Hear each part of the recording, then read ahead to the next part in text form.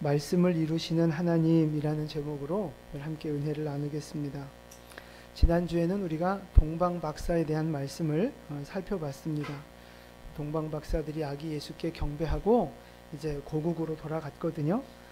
그 이후에 이제 헤롯이 자기가 속았다고 생각을 하고 2살 이하의 그 남자 아이들을 다 죽이는 사건이 벌어집니다.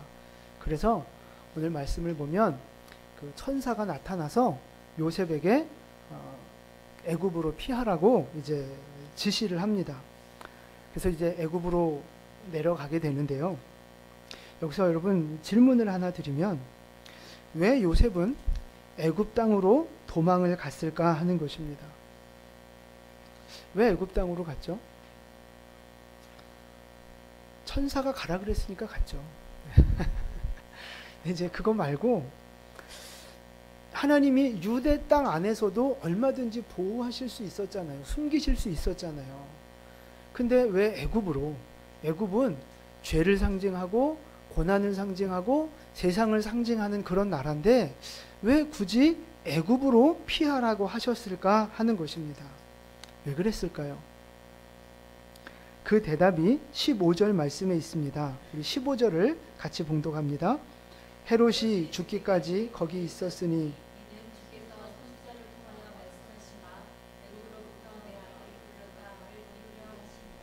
아멘. 구약의 선지자를 통해서 애굽에서 내 아들을 불렀다 하신 말씀이 있는데 그 말씀을 이루려고 성취하기 위해서 일부러 예수님을 애굽으로 피하게 하셨다는 거예요. 그리고 나서 이제 그 다음 사건을 보면 헤롯이 2살 이하의 남자아이들을 다 죽이잖아요. 참 있어서는 안 될 일인데 그런 비극적인 일들이 벌어졌어요. 그런데 성경은 이런 비극적인 일들을 어떻게 해석을 하고 있느냐, 우리 17절과 18절 말씀 우리 함께 봉독합니다. 이에 선지자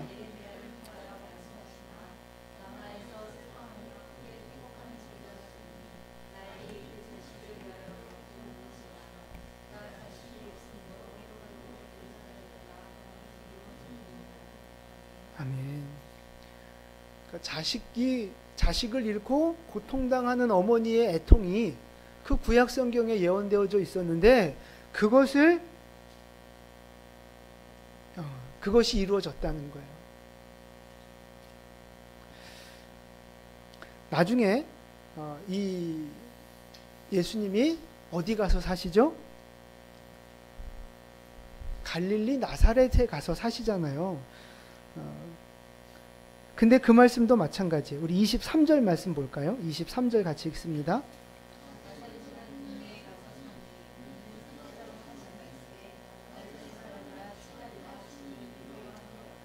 아멘. 이건 역시 구약에 예언되어져 있던 말씀이라는 거예요. 그 말씀을 이루기 위해서 예수님이 갈릴리 지방 나사렛 마을에 가서 사시게 됐다는 것입니다. 오늘 우리가 읽은 이 본문 말씀 속에서 하나님께서 반복적으로 말씀하고 계시는 것이 있어요. 그게 뭐예요? 하나님이 구약에서 예언하신 것을 이루신다는 거예요. 따라서 해보실까요? 하나님이 말씀하신 것은 반드시 이루십니다. 네, 하나님이 말씀하신 건 그대로 이루어지는 거예요. 하나님이 지금 오늘 그걸 보여주시는 거예요. 여러분 한번 생각을 해보세요.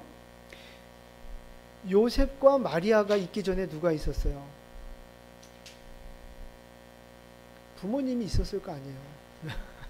너무 어려운 질문을 드렸나요? 요셉의 부모, 마리아의 부모가 어떻게 하다 나사렛이라는 동네에 같이 살았어요. 그리고 어떻게 보니까 서로 알고 자식들이 아들, 딸이 있는데 서로 좋게 봐서 서로 이렇게 정혼을 했어요. 여러분, 이게 우연입니까? 하나님의 계획하심 속에서 일어난 일입니까? 오늘 제가 몇 가지 질문을 드릴 건데 대답을 잘 하셔야 돼요. 네, 거기에 따라 우리의 인생이 갈라지거든요. 네. 하나님의 계획하심 속에 그 두 양가가 이렇게 만난 거 아니겠습니까? 마리아가 성령으로 임신을 했어요. 그런데 그때 마침 로마의 황제가 인구조사를 하라고 명령을 내렸습니다. 여러분, 그 어쩜 그렇게 시기가 딱 맞아 떨어지는지 모르겠어요. 그 일이 우연히 이루어진 일일까요? 하나님의 계획이었을까요? 마리아가 임신한 상태에서 이제 베들레헴에 도착을 했는데 하필 그때가 출산하게 된 때예요. 어쩜 그렇게 그 때가 딱딱 맞아 떨어지는지 모르겠어요. 근데 마침 여관에 방이 없었어요. 마구간에서 아기를 낳았어요. 누일 곳이 없어서 부유에 아기를 누였어요. 여러분, 이게 우연일까요? 하나님의 계획일까요? 하나님의 계획 속에 이 모든 일들이 이루어진 거라는 거예요. 이게 다 구약에 예언되어져 있었던 그런 말씀들이에요. 어떻게 하다가 우연히 일어난 일들이 아니고 하나님의 계획하심 속에 이루어진 일들이라는 것입니다. 하나님이 계획하시고 말씀하셨고 그 말씀들이 하나하나 착착착 이루어져 왔다는 거예요. 지금 예수님의 탄생은 그걸 보여주고 있는 거예요. 하나님이 계획하신 일들이 이루어지고 있다는 걸 보여주고 있는 거예요. 그럼 여러분, 예수님이 이 땅에 오신 사건만 하나님이 계획하시고 준비하신 일일까요? 그럼 또 뭐가 있어요? 그죠? 우리의 인생, 나의 인생도 마찬가지로 하나님이 태초부터 계획하시고 준비하셨다가 오늘 이 시대에 우리를 태어나게 하신 것인 줄 믿으시기를 바랍니다. 내가 재수 없어서 한국에 태어난 게 아니고 미국 땅에 태어나지. 내가 재수가 없어서 이 가정에 이 집구석에 태어난 게 아니고 내가 어찌하다가 뭐 문제가 생겨서 이 장기동에 와 살고 있는 게 아니고 우리의 모든 인생은 하나님의 계획과 섭리 속에 지금까지 이렇게 이루어져 온 것인 줄 믿으시기 바랍니다. 여러분, 이 믿음이 굉장히 중요해요. 계획하셔서 보내셨다. 우리 옆에 분에게 인사하시죠. 하나님이 집사님 계획하시고 보내셨습니다 하고 인사 한번 하세요. 네. 아니, 승희한테 먼저 해야죠. 승희 내버려두고 딴 데다 하면 어떻게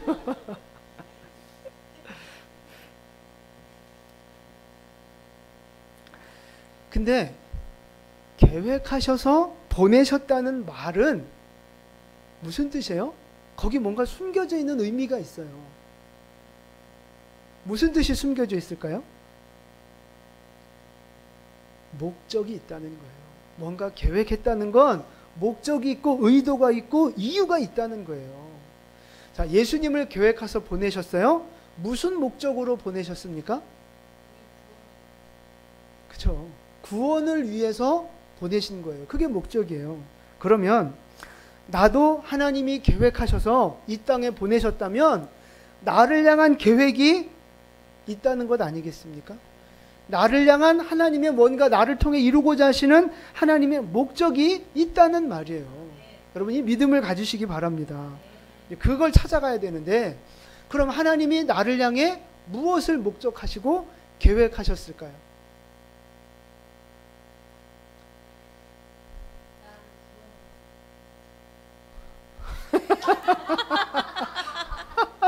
다 같이 웃으세요.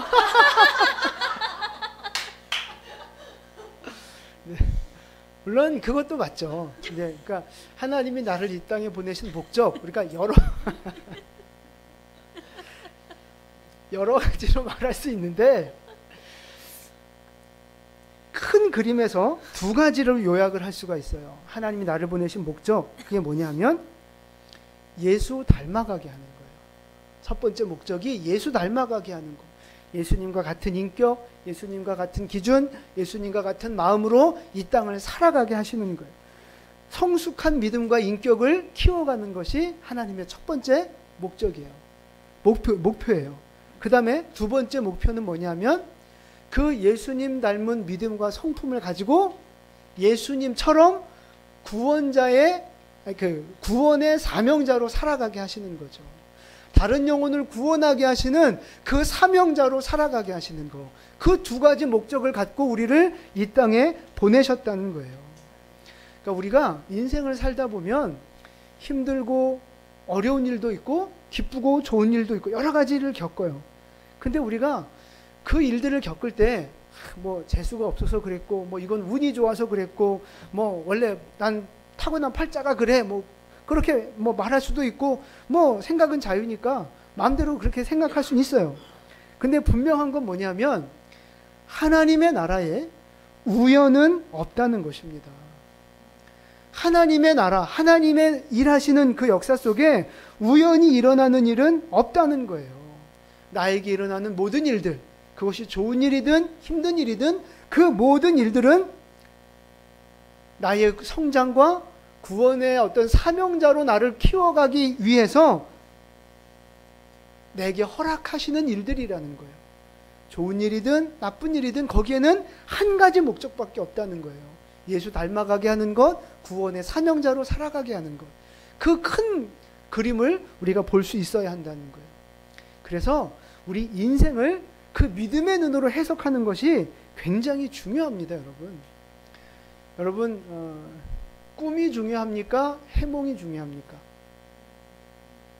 꿈이 더 중요해요? 네, 답이 갈리네요. 네. 꿈들을 잘 안 꾸시나? 해몽이 더 중요하죠. 그러니까 그런 속담도 있잖아요. 꿈보다 해몽이라고. 그러니까 아무리 개떡 같은 꿈을 꿨어도 그걸 이렇게 좋게 이렇게 잘 해석을 해주면 기분이 좋아지잖아요. 근데 뭐 좋은 꿈이라도 누가 그거 개꿈이야. 너 오늘 재수 없어. 이러면 괜히 기분 나빠지고 찝찝해지고 그런 거 아니겠어요? 우리 인생도 마찬가지예요. 어차피 우리 인생은 거기서 거기에 비슷해요. 근데 그 인생을 어떻게 해석하느냐에 따라서 우리 인생이 행복하고 감사하고 복된 인생이 될 수도 있고 원망하고 낙심하고 불평하는 인생이 될 수도 있고 갈려질 수 있다는 거예요. 그래서 우리가 고난이 있을 때 우리의 인생을 잘 해석하셔야 한다는 겁니다. 어떻게 해석해야 돼요? 그죠? 잘 해석해야 돼요. 어떻게 해석해야 돼요? 하나님이 나를 향해 계획하신 일이 있는데 그 계획을 이루어가는 과정이라고 믿고 해석하셔야 한다는 거예요. 나를 향한 하나님의 계획 뭐라 그랬어요? 예수 닮아가는 거, 구원의 사명자로 살아가는 거. 그 두 개예요. 그걸 이루시려고 우리에게 고난도 주시고 복도 주시면서 우리를 주님 닮아가는 사람으로 사명자로 만들어가고 계신 거예요. 예수 닮는 거. 우리의 믿음이 예수님을 닮고 우리의 인격과 성품이 예수님을 닮고 그래서 나를 통해 또 다른 생명이 살아나는 그 구원의 역사를 하나님은 이루어가고 싶으신 거예요. 제가 이 말씀을 묵상하면서 잘 이해되지 않는 부분들이 있었어요. 이렇게 제가 이렇게 성도들을 보면 믿음이 좋고 성품도 좋고 하나님 앞에 훈련도 많이 받은 분들이 있어요. 그래서 참 저분의 믿음은 참 훌륭하다. 참 본받고 싶다. 그런 분들이 있거든요. 그래서 저 정도 훈련받고 성장했으면 이제 하나님이 복 주시고 이제 하나님이 좀 형통하고 평강을 누리게 하셔야 할 만한데 그런 분의 인생도 보면 고난이 있더라는 거죠. 누구 얘기 같아요? 다 여러분 얘기예요. 여러분의 인격, 여러분 정도의 어떤 믿음, 신앙의 연륜, 그러면 이제 그만큼 이제 얻어 터졌으면 이제는 좀 복받고 평강을 누리고 그래야 되지 않겠어요? 근데 제가 보니까 여전히 그런 인격적으로 영적으로 성숙한 분의 인생 속에서도 고난이 있다는 거예요.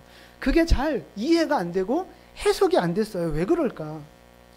근데 그 문제를 갖고 기도하는데 하나님이 깨닫게 해주신 게 있어요. 이사야서 43장 4절 말씀입니다. 우리 앞에 있는 말씀 같이 봉독합니다. 내가 내 눈에 아멘. 하나님이 이스라엘을 향해 하신 말씀이에요. 네가 내가 보기에는 참 보배롭고 존귀하고 사랑스럽다라고 말씀하시는 거예요. 하나님께서 여러분 한 분 한 분을 향해, 나를 향해서 너는 보배롭고 존귀하고 사랑스럽다라고 말씀하고 계세요. 아멘. 별로 안 믿으시네. 하나님 이렇게 말씀하셨다니까요. 제가 뻥치는 게 아니고 이게 하나님 말씀이에요. 근데 여러분, 옆 사람을 보세요. 보배롭고 존귀하고 사랑스럽습니까? 그럼 아들 말고 이제 이제 다른 분을 보세요. 그 사람이 보배롭고 존귀하고 사랑스러우냐 하는 거예요.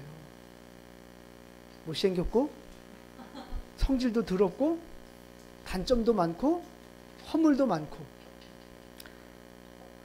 그런데 지금 그 사람을 보고, 아니 나도 그렇지, 나도 단점이 있고 허물이 있잖아요. 근데 나를 보고 보배롭고 존귀하고 사랑스럽다니요. 이게 말이 돼요? 보세요. 여러분 보석 좋아하시잖아요. 보석을 어디서 우리가 구하죠?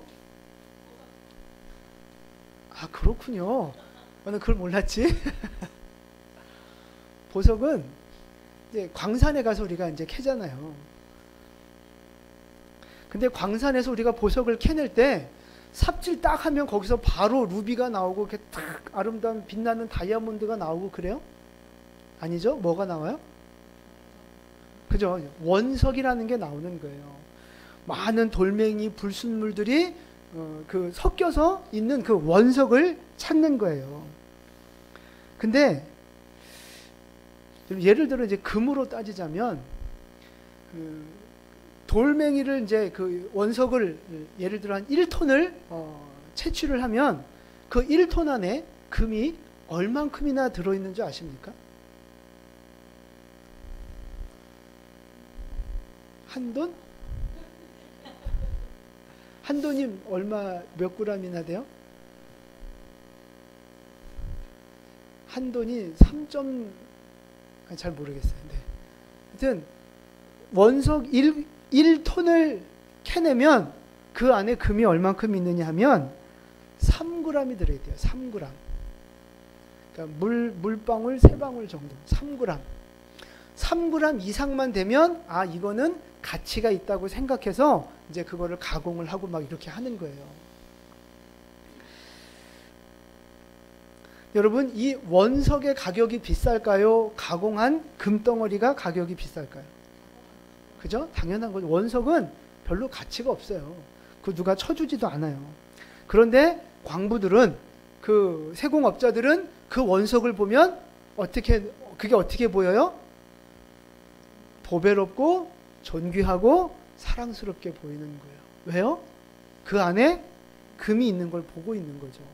겉모습은 울퉁불퉁하고 돌멩이 덩어리고 불순물 덩어리지만 그 안에 있는 3g의 금을 보는 거예요. 그러니까 귀하게 여겨지는 거죠. 네, 하나님이 우리를 보시는 모습도 마찬가지라는 거예요. 지금 우리의 모습이 뭐하고 똑같아요? 원석인 거예요. 원석. 우리 안에 많은 그 다듬어지지 않은 모습들, 죄를 버리지 못한 모습들, 옛사람의 모습을 아직도 벗어버리지 못한 그런 불순물들이 잔뜩 끼어져 있는 원석과 같은 거예요.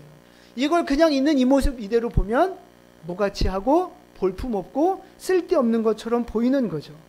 근데 하나님은 내 안에 그 3g을 보시는 거예요. 내 안에 있는 3g을 보시고 우리를 보배롭고 존귀하고 사랑스럽다고 말씀하시는 거거든요. 여러분 안에 그 3g, 그게 뭘까요?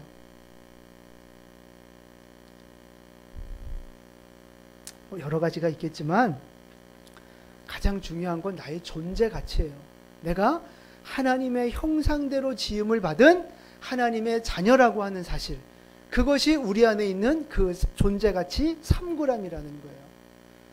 예수님의 보혈이 내게 임하고 내가 하나님의 자녀가 되어졌다는 그 내 안에 있는 그 성령의 그 믿음이 우리에게 3g이 되는 거예요. 하나님이 나에게 주신 은사와 달란트, 그 믿음이 우리에게 있는 그 3g이 되는 것입니다. 그래서 그 3g을 보시고 나를 보배롭고 존귀하다고 말씀하고 계시는 거예요. 그래서 하나님은 원석과 같은 울퉁불퉁하고 불순물이 많은 나를 사랑해 주시고 품에 안아 주시고 받아 주시는 것입니다. 중요한 건 그 원석을 그냥 갖다 팔지 않는다는 거예요. 어떻게 해야 팔려요? 가공해야 되는 거예요. 다듬고 잘라내고 녹이고 가공하고 불순물을 벗겨내야 거기에서 진짜 보석이 나오는 거잖아요. 하나님은 우리가 그런 사람 되길 원하는 거예요.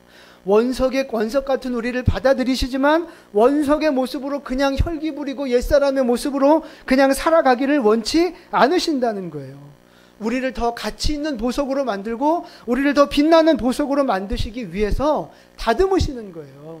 우리에게 칼을 대시고 우리에게 불을 대시면서 우리를 가공하셔서 더 존귀한 보배로 우리를 만들어 가고 계신다는 것입니다. 그래서 우리에게 뭘 주시는 거예요? 고난을 주시는 거예요. 축복도 주시는 거예요. 우리의 모든 희노애락을 그래서 허락해 주시는 거예요. 우리를 더 빛나게 하시려고, 나를 더 가치 있는 하나님의 도구로 만들어 가시려고, 나를 통해 누군가의 그 영혼을 구원하시려고 나를 지금 만들어 가고 계시고 다듬어 가고 계시는 줄 믿으시기를 바랍니다. 여러분, 그래서 우리가 이 고난 당할 때 어떻게 살아야 되느냐? 하나님 앞에 어떤 모습으로 살아야 돼요? 깎으면 깎여져야 되고요. 다듬으면 다듬어져야 되고요. 벗겨내면 벗겨져야 되는 거예요. 녹이면 녹아내려야 하는 거예요.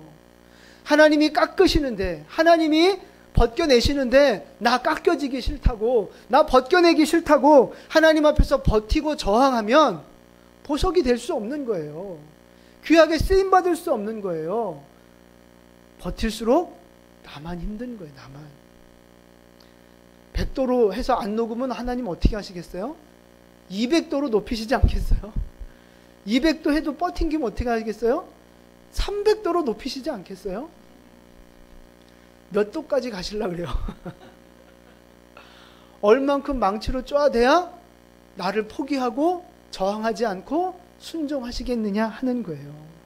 여러분, 지금 혹시 하나님이 고난을 통해서 우리의 삶의 여러 가지 환경들을 통해서 우리를 부수시고 벗기시고 깨끗하게 만들어 가시려고 하는데, 여러분 혹시 지금 하나님 앞에 저항하고 있지는 않느냐 하는 거예요. 버팅기고 고집부리고 있지는 않느냐는 거예요. 꺾이기 싫다고, 이 옛사람의 모습 벗어버리기 싫다고, 이 죄는 내가 당분간 더 갖고 가고 싶다고 버티고 있지 않느냐 하는 것입니다. 버틸수록, 저항할수록 우리의 인생은 고통스럽게 돼 있어요. 왜요? 하나님 우리를 사랑하시니까. 원석의 그 모습, 더러운 그 모습으로 살아가기를 원치 않으시니까 우리를 다듬어 가신다는 것입니다. 자, 여러분, 고난당할 때, 하나님 우리를 다듬으실 때 고집 부리지 마시고 저항하지 마시고 하나님의 말씀 앞에 순종하는 은혜가 있기를 축복합니다. 그래서 하나님이 여러분을 더 아름답게 다듬어 가시고 가치 있게 사용하시는, 영혼을 구원하는 그런 사명자로 우리 모두 쓰임 받을 수 있게 되기를 예수님의 이름으로 축원을 드립니다. 아멘. 간절히 바라기는 아멘으로 끝내려고 하지 마시고, 진짜 여러분이 그 고집 부리고 있는, 저항하고 있는 그 죄가 뭔지를 묵상하셔서 깨트려 버리실 수 있기를 축복합니다. 주님 앞에 굴복하시고 말씀 앞에 순종하는 진짜 은혜가 있기를 축복합니다. 아멘. 두 번째 말씀은요, 하나님이 우리를 향해 이렇게 거룩하고 아름다운 뜻을 갖고 계시는데 그 뜻을 이루어가는 과정이 너무 힘들고 어렵다는 거예요. 예수님이 탄생하시고 성장하신 과정을 한번 되짚어 볼까요? 예수님이 어디에서 태어나셨어요? 뭐 산부인과 좋은 데서 태어난 게 아니에요. 그 마구간에서, 그것도 눕힐 곳이 없어서 구유에 그렇게 이 세상에 처음 오셨단 말이죠. 얼마나 냄새도 나고 먼지도 나고 벌레도 있고 지저분했겠어요. 또 태어나자마자 죽음의 위협을 피해서 애굽으로 도망을 갔어요. 베들레헴에서 애굽까지는 100km가 넘습니다. 그 먼 거리를 자동차도 아니고요. 걸어갔는지 나귀를 타고 갔는지 모르지만 아기 낳고 얼마 되지 않은 그 몸을 이끌고 그 낮에는 뜨겁고 밤에는 추운 그 광야길을 그렇게 걸어가셨단 말이에요. 요셉과 예수님이 어렸으니까 아무것도 몰랐지만 요셉과 마리아가 그 뜨거운 광야를 보내고 추운 광야를 보내면서 얼마나 힘들고 서럽고 서글픈 마음이 들었겠어요. 낯선 땅, 한 번도 안 가봤던 그 애굽 땅에 들어가서 그 문화에 적응하고 거기서 살아가는 것이 또 먹고 사는 것이 얼마나 힘들었겠습니까? 예수님 대신에 헤롯 왕 때문에 또 많은 아이들이 죽임을 당해요. 여러분, 그 아무 이유도 모르고 영문도 모르고 그냥 죽임을 당한 그 아이들의 엄마 아빠를 한번 생각해 보세요. 그건 말도 안 되는 일이 벌어진 거예요. 얼마나 오열하고 얼마나 그 부모들이 가슴을 찢고 울었겠습니까? 그런 고난이 있었다는 거예요. 그리고 예수님이 어디에서 자라나셨어요? 네, 갈릴리 나사렛에서 자라나셨어요.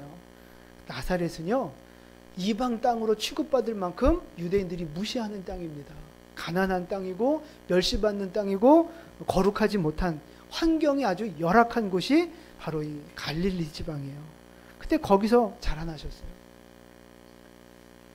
어른이 돼서도 가난하고 소외받은 사람들을 위해 섬기며 살아가셨고 죄인들을 찾아가서 함께 교제하셨어요. 유대인들의 반대와 비난을 받으며 살으셨고 결국에는 죄인이라는 억울한 누명을 쓰고 십자가에서 고통스럽게 죽으셨다는 말입니다. 지금 무슨 말씀을 드리고 싶은 거냐 하면 하나님이 예수님을 향해 아름답고 위대한 계획을 갖고 이 땅에 보내셨는데 그 계획을 이루시기 위해서는 많은 고난과 어려움들을 겪어야 하더라 하는 것입니다. 그 하나님의 뜻이 그냥 저절로 이루어지지 않더라 하는 거예요. 피 흘리고 죽는 가슴 아픈 상황들이 있어야 했고요. 통곡하고 가슴 찢는 아픔들이 있어야 했고요. 살기 위해서 도망쳐야 하는 시간들이 있었고요. 가난과 멸시를 받으며 살아야 하는 시간들이 있었고요. 십자가의 수치와 고통을 겪는 그런 힘든 시간들을 지나야만 했다는 것입니다. 그런 아픔과 고통을 통해서 하나님의 뜻이 이루어져 가더라는 거예요. 마치 그 다이아몬드 원석을 가르려면 얼마나 많은 시간과 노력과 어떤 그 힘든 일들이 거쳐야 되는지 몰라요. 그런 것처럼 하나님의 뜻을 이루어가기 위해서 우리에게 그런 고난의 시간들이 필요하다는 것입니다. 근데 여러분 중요한 게 뭔지 아세요? 그 많은 고난을 당할 때, 그 힘든 일을 당할 때 우리는 그렇게 생각해요. 하나님이 안 보이고 하나님이 나를 버리셨다고, 나를 사랑하지 않는다고 우리는 그렇게 생각할 때가 많은데 그게 아니라는 거예요. 그 모든 힘든 과정들, 그 모든 힘든 일들 하나님의 뜻을 이루어가는 과정이라는 사실입니다. 그 고난의 시간에 하나님이 함께하고 계신다는 거예요. 그 고난의 시간에 하나님께서 인도하고 계시고 여전히 보호하고 계시더라 하는 것입니다. 여러분, 예수님이 이 죽음의 위협에 있었을 때 어떻게 해서 그 위기를 모면했어요? 하나님이 천사를 보내서 야 애굽으로 가라, 지금 당장 가라, 그래가지고 살았잖아요. 유대 땅으로 다시 돌아오지 못하고 주저하고 있을 때 어떻게 갈릴리 지방으로 갔어요? 또 천사가 나타나서 인도해 준 거예요. 고난당하고 앞길이 깜깜한 그 인생의 어두운 그 상황 속에서 아무것도 없는 것 같지만 아니요, 하나님은 말씀하고 계시고 지켜보고 계시고 하나님이 여전히 인도하고 계시더라 하는 것입니다. 여러분 그 사실을 믿으시기를 바라요. 지금 내가 고난 속에 있고 지금 내가 하나님이 안 보이는 것 같고 하나님이 나를 사랑하시지 않는 것처럼 느껴질 수 있지만 하나님은 여전히 우리를 지켜보고 계신다는 거예요. 여전히 우리를 이끌어주고 계시고 누군가를 통해 무슨 말씀인가를 통해서 우리의 걸음걸음을 이끌어가고 계시다고 하는 사실입니다. 지금 어떤 분은요, 우리 중에 어떤 분은 애굽으로 도망간 그 요셉 가족처럼 죄에 매여 있고 세상에 빠져 있고 인생의 고난 가운데 있는 분들이 있을 수 있습니다. 어떤 분은 아기를 잃고 통곡하는 그 어머니들처럼 눈물로 애통으로 가슴 아픈 인생을 살아가는 분들도 있을 수 있어요. 또 어떤 분은 예수님이 나사렛에서 사시는 것처럼 내세울 것 없는 인생, 자랑할 것 없는 인생, 가난하고 초라하고 멸시받는 인생을 살아가실 수도 있습니다. 또 어떤 분은 십자가에 달린 예수님처럼 사람들에게 오해받고 억울한 일을 당하면서 고통과 수치의 시간을 보내고 있는 분들도 있을 수 있습니다. 근데 분명한 것은 뭐냐면 이 고난의 시간조차 하나님의 뜻을 이루는 과정이라는 거예요. 그리고 이 과정은 비록 깜깜해 보이지만 하나님이 함께 하시고 하나님이 붙들어주고 계시고 하나님이 지켜주시는 길이라고 하는 것입니다. 여러분, 이 믿음이 우리 모두에게 있기를 축복합니다. 그래서 여러분, 우리의 모든 상황이 하나님의 뜻 안에 있는 것이라면 우리가 고난을 받든 은혜를 받든 우리의 모든 상황 속에서 우리의 시선을 하나님께 맞출 필요가 있다는 거예요. 모든 것이 하나님의 섭리와 뜻 안에 있다면 우리의 모든 상황을 하나님과 연결시켜서 믿음의 관점으로 바라보고 해석하는 은혜가 필요하다는 것입니다. 고난당할 때도 하나님의 관점으로 해석해야 하고 은혜 받을 때도 하나님의 관점으로 해석해야 되는 거예요. 힘들고 어려운 일이 있을 때 너 때문에 누구 때문에 이게 아니, 이러면 백날 발전이 없고 성장이 없어요. 내가 뭐가 문제인가를 찾으셔야 되는 거예요. 내가 뭐가 문제인가, 하나님이 나에게 무엇을 원하시는가, 그걸 보셔야 되는 거예요. 내가 잘 될 때도 마찬가지예요. 내가 잘해서 뭐 이게 아니고 하나님이 나에게 왜 이런 은혜를 주실까, 나 같은 인간에게. 그 하나님의 뜻을 찾으셔야 되는 거예요. 그렇게 우리의 인생은 해석을 믿음의 눈으로 잘 하시는 것이 승리하는 비결이 된다는 것입니다. 여러분, 그래야만 우리가 고난을 받든 복을 받든 하나님의 뜻대로 거룩하게 살게 되고 하나님의 뜻을 이루는 인생이 될 수 있다는 것입니다. 여러분 안에 이 믿음이 있기를 바라고, 이 믿음을 갖고 고난 앞에서 좌절하지 마시고 포기하지 마시고 하나님 앞에 소망을 걷고 살아가실 수 있기를 축복합니다. 그래서 여러분, 오히려 이렇게 고난을 당할수록 더 거룩하게 살아가시고 고난 당할수록 더 말씀대로 살아가시고 더 기도하면서 믿음을 선택하는 여러분 되시기를 축복합니다. 그게 승리의 비결이에요. 여러분 힘드십니까? 말씀을 묵상하십시오. 피곤하고 바쁘십니까? 기도하고 예배하십시오. 그게 우리에게 힘이 되는 거예요. 그게 우리에게 능력이 되고 축복이 되어지는 거예요. 말씀 없이 기도 없이 예배 없이 어떻게 하나님의 도우심을 얻으며 하나님의 힘을 얻어서 이 세상을 이겨나갈 수 있겠습니까? 기도와 말씀 없이는, 하나님의 은혜 아니고는 우리가 살아갈 수 없다는 사실을 기억하시고 고난당할수록 더욱 주님 앞에 엎드리시고 고난당할수록 더욱 주님 앞에 기도하시고 말씀을 묵상하셔서 하나님의 뜻을 온전히 이루어가는 우리 모두 될 수 있기를 예수님의 이름으로 축원을 드립니다. 아멘. 기도하겠습니다.